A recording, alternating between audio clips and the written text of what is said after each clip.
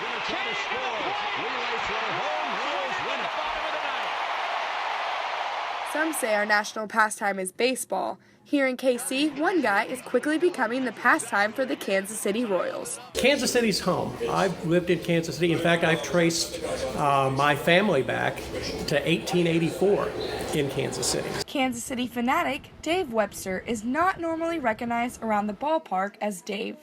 Most people know him as the W guy. Originally, my job was going to be to stand very close to where we're standing now, and my job was going to be to make sure that people didn't touch the number 5 and soil the baseballs. And eventually, KC grew out of that, and then the W out of that a couple of seasons ago. As Dave's job grew, he decided it was time to make something more out of a Royals win. The first W was made out of an old sign I found out here, an old corrugated sign, plastic corrugate. It was one of the tour signs.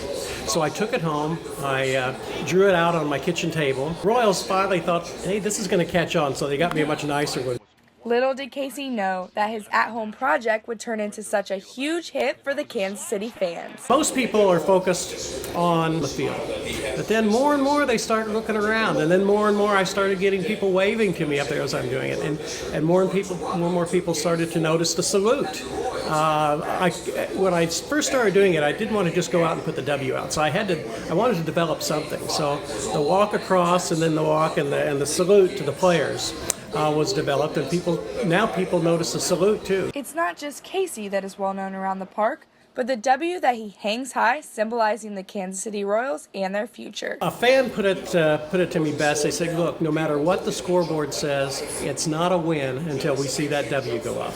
And I thought that was very nice, and that's really what it means to the fans now. A lot of people tell me, we don't leave our seats until we see that W, or at home, we don't go to bed after the game until we see the W go up. You need to go one more step further and win the entire thing. A World Series championship would be great.